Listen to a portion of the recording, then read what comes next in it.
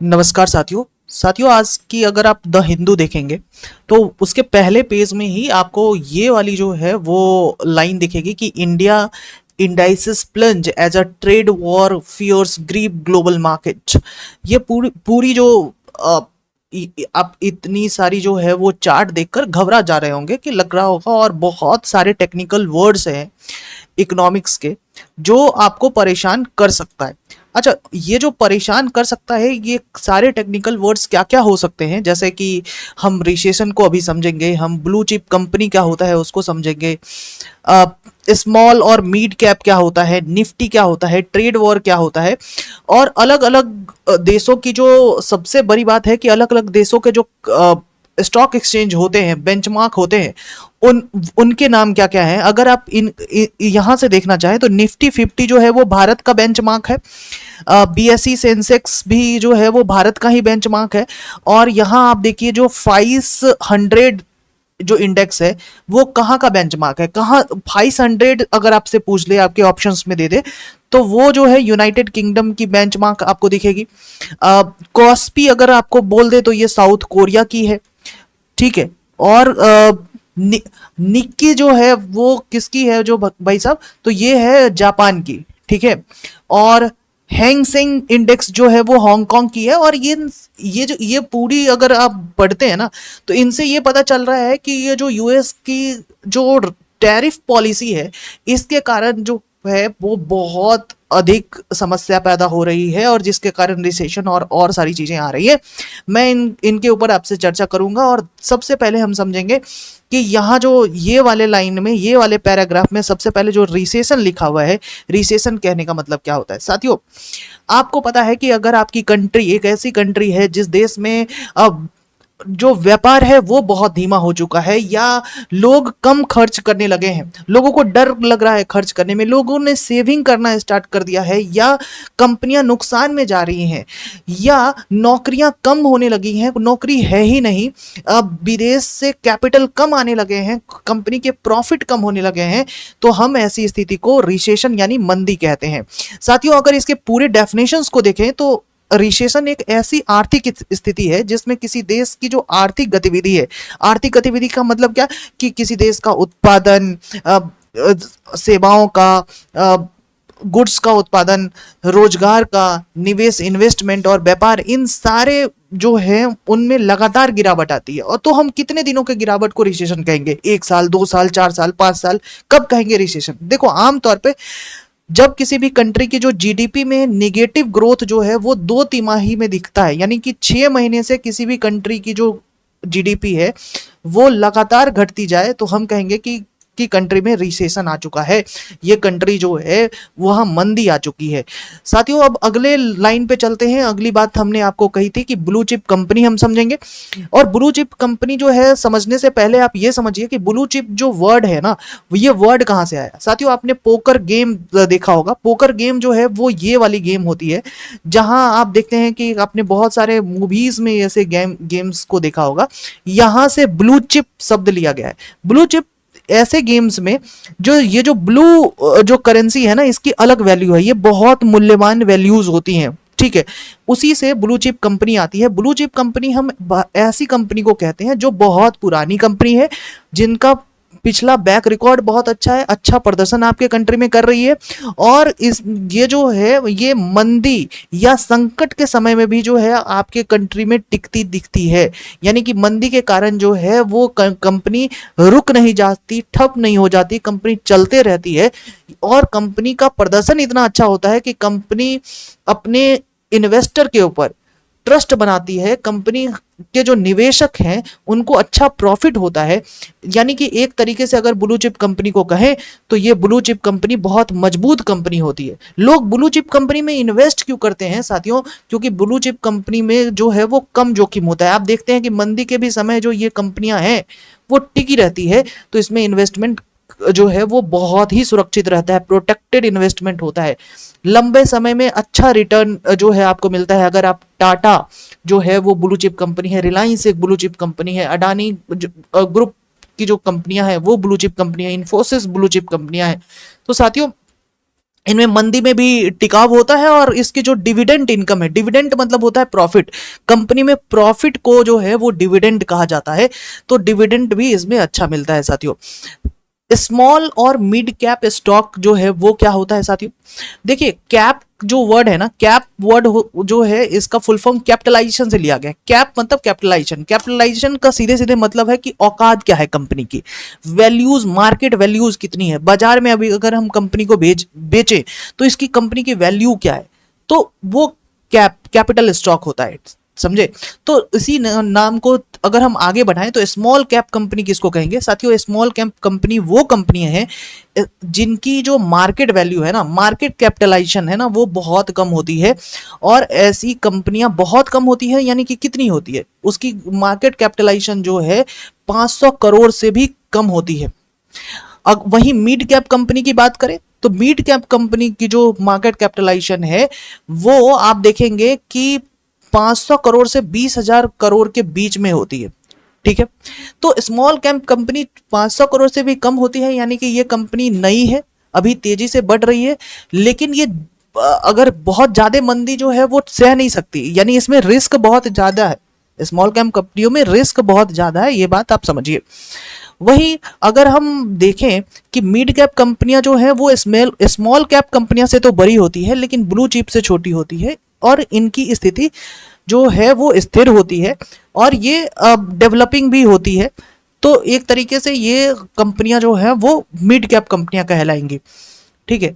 अब हम आगे बात करते हैं, जो हमने कहा कि निफ्टी 50 को समझेंगे। निफ्टी 50 जो है भारतीय स्टॉक एक्सचेंज कैसा परफॉर्म कर रही है उसका एक बेंचमार्क इंडेक्स है, यानी कि ये परफॉर्मेंस रिपोर्ट है जिनमें भारत की 50 टॉप कंपनियां जो होती हैं वो शामिल होती हैं। निफ्टी 50 में देश की सबसे 50 बड़ी मजबूत कंपनियां शामिल होती हैं, ये अलग अलग सेक्टर्स के 50 कंपनियां होती हैं, और इनका प्रदर्शन कैसा है इससे पता चलता है कि हमारा देश का प्रदर्शन कैसा है। तो निफ्टी 50 स्टॉक एक्सचेंज की जो है वो इंडेक्स है, ये बात आप समझेंगे। अब हम आते हैं जो रियल टॉपिक है जिस पे जो है वो चर्चा हो रही है, ट्रेड वॉर। साथियों ट्रेड वॉर जो है वो क्या होता है कि ट्रेड वॉर दो या दो से अधिक देश जब एक दूसरे के ऊपर टैक्सेस लगाते हैं, और ये जो टैक्सेस है इसके लगाने के कारण क्या होता है कि एक देश दूसरे देश की जो आर्थिक ताकत है उसको कम करने की कोशिश करता है, यानी इकोनॉमिक स्ट्रेंथ कम करने की कोशिश करता है, तो हम कहेंगे कि ये दो देशों के बीच ट्रेड वॉर हो रहा है। जैसे हमारे केसेस में हमने इस आर्टिकल में अगर पढ़ा तो हम देखेंगे कि यहाँ अमेरिका द्वारा चाइना के ऊपर ट्रेड टैरिफ लगाना, उससे अमेरिका क्या चाह रहा है कि चाइना की जो आर्थिक ताकत है ना वो कम हो सके, ठीक है। आप इसमें देखेंगे कि अमेरिका ने और भी धमकी दी है कि हम 50% और टैरिफ लगा सकते हैं अगर चाइना ने रेसिप्रोकल टैरिफ हमारे लगाने के बाद भी कम नहीं करा तो, ठीक है। तो ट्रेड वार का इंपैक्ट वर्ल्ड पे क्या होता है और भारत पे क्या होता है हम ये समझेंगे। साथियों सबसे पहले विश्व स्तर पर अगर ट्रेड वॉर हो रही है उसका इंपैक्ट ये देखेंगे कि आप जो शेयर मार्केट है ना उसमें भारी गिरावट देखेंगे। आप देखेंगे कि चाहे भारत हो, जापान हो, हांगकांग हो, चाइना हो, हर जगह के स्टॉक में बहुत बड़ी गिरावट आई है। लगभग 13% तक के स्टॉक जो है वो क्रैश किए हैं। इनके साथ साथ आप ग्लोबल सप्लाई चेन में भी रुकावट देखेंगे, disturbance in global supply chain, क्योंकि ऑटोमोबाइल हो या टेक्नोलॉजी हो या टेक्सटाइल उद्योग हो, कपड़ा का उद्योग है, इस पे सीधा असर पड़ता है ट्रेड वॉर का, ठीक है। इसके बाद करेंसी डेप्रिशिएशंस भी आपको देखने को मिलेंगी, चाहे चीनी युआन हो, भारतीय रुपया हो, ये सारे करेंसी जो है वो कमजोर हुई। भारतीय रुपया 84 रुपया था, अब 86 रुपया हो चुका है, ठीक है। हम बात करेंगे करेंसी डेप्रिशिएशन क्यों होता है, इसकी चर्चा हम आगे करेंगे, लेकिन हम ये देखिए कि जो ट्रेड वॉर होता है ना इसका इम्पैक्ट क्या क्या होता है। अगर वैश्विक व्यापार में आप देखेंगे तो वहां आपको रिसेशन, मंदी दिखेगी। क्यों मंदी दिखेगी? क्योंकि जो व्यापार की जो फ्लो है ना वो घट जाती है। वो एक देश दूसरे देश पे टैरिफ लगा रहा है वो उसके फ्लो को कम करने के लिए, ठीक है, और अपनी जो प्रेजेंस है उसको बढ़ाने के लिए, ठीक है। और रिसेशन की जो आशंका है यानी मंदी की जो आशंका है वो बढ़ जाती है। निवेशक डर जाते हैं, इन्वेस्टर जब डर जाते हैं और पूंजी बाजार से पैसा निकालने लगते हैं। जैसे कि भारत, अमेरिका ने टैरिफ लगाया भारत पे, रेसिप्रोकल टैरिफ, ठीक है। तो अमेरिकी करेंसी क्या हुआ? मजबूत हुआ। तो अमेरिकी करेंसी जब मजबूत होगा तो भारत से में जो इन्वेस्टर होंगे वो क्या करेंगे कि भारत से पैसा निकाल के अमेरिका लगाएंगे। ये भी कारण होता है, आप देखेंगे कि ये भी एक कारण है किस चीज का, कि ट्रेड वॉर के कारण जो है आप देखेंगे कि इसका असर देखने को मिलता है। भारत पे क्या क्या असर पड़ता है भारत की, आप देखिए कि अमेरिका द्वारा भारत से जो आयातित वस्तुएं हैं 27% तक जो है अमेरिका ने टैक्स लगाया, तो भारतीय निर्यात जो है, एक्सपोर्ट जो है वो कम होगा। भारतीय रुपए में जो है वो गिरावट हो गई 0.7%, मतलब कि 84 से 86 रुपए तक भारतीय रुपया पहुंच गया। अब भारत की जो प्रोडक्ट है, उद्योग है, चाहे ऑटो हो, फार्मा हो, टेक इंडस्ट्री है, इन सारे की जो लागत है वो बढ़ने वाली है, क्योंकि रुपए जो है वो गिरा है। ठीक है, और भारत और अमेरिका के बीच जो है वो टैक्स घटाने को लेके जो है वो निगोशिएशन स्टार्ट होगा, और अमेरिका जो है वो प्रेशर डालेगा कि आप हमारे यहाँ से ज्यादा खरीद कीजिए। ठीक है, कि जो ट्रेड गैप है उसको कम करने की कोशिश की जाएगी। और साथ ही साथ आप देखेंगे कि जो इन सारी चीजों से सरकार का जो जीडीपी ग्रोथ का आंकड़ा था कि हम 6.3 6.8 तक जो है वो ग्रोथ करेंगे, उसमें भी कमी आते हुए आपको दिखेगी ट्रेड टैरिफ के कारण। अब साथियों हम ये बात करेंगे कि हमारा रुपया ट्रंप के इस टैरिफ लगाने के कारण जो ट्रेड वॉर होता है उसमें हमारा रुपया घटता क्यों है, यानी मुद्राओं का अवमूल्यन क्यों होता है, करेंसी डेप्रिशिएट क्यों होती है। ये बहुत इंपॉर्टेंट प्रश्न है। यूपीएससी ने 3 से 4 बार इसके प्रश्न जो है पिछले लगातार 4 सालों में पूछा है। साथियों करेंसी डेप्रिशिएशन जो है उसका एक कारण तो है कि जब आपकी कंट्री ज्यादा आयात करती है, ठीक है, और निर्यात कम करती है, तो इस केसेस में क्या होगा साथियों, डॉलर की मांग जो है वो बढ़ जाएगी। डॉलर आपको ज्यादा चाहिए क्योंकि बहुत ज्यादा सामान आपको बाहर से मंगवाना है, और उस केसेस में अगर रुपयों की वैल्यू अगर घटती है तो और डॉलर चाहिए। पहले 84 रुपए में जो सामान आते थे अब वो 86 रुपए में आने होंगे, तो हमें क्या करना पड़ेगा कि जो है वो हमें और स्ट्रगल करना पड़ेगा। दूसरी बात कि विदेशी जो निवेशक हैं, अगर अगर जो है वो रुपए की वैल्यू घटती है तो विदेशी तो इसका मतलब डॉलर मजबूत हो रहा है, तो भारत से पैसा निकाल के वो दूसरे जगह लगाएगा, तो विदेशी निवेशक जो है आपके यहाँ से पैसे निकालेंगे। ये भी कारण होता है रुपए की वैल्यू घटने का।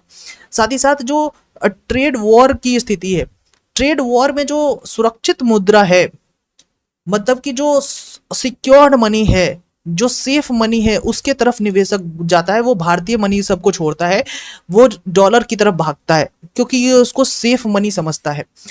और कमजोर अगर आपकी जीडीपी है, आपकी जीडीपी जो है वो उसमें आपके जो निवेशक हैं आप पे कम विश्वास कर रहे हैं, उस कारण से भी जो है वो आपकी रुपए की वैल्यू घटती हुई नजर आती है। तो यानी कि चाहे वो आयात आपके यहाँ ज्यादा हो, चाहे वो विदेशी निवेशक आपके यहाँ से पैसे निकाल लेके जाएं, या आपकी व्यापार जो वैश्विक अस्थिरता का कारण हो, या आपके यहाँ की कमजोर जीडीपी हो, ये सारे कारण हो सकते हैं कि रुपए की वैल्यू जो है घट सकती है। आप देखिए कि कोविड-19 के समय हमारा रुपया 76 रुपए से 84 तक पहुंच गया, और अभी देखिए ट्रंप के ट्रेड वॉर के कारण 2025 में 84 से 86 तक पहुंचा।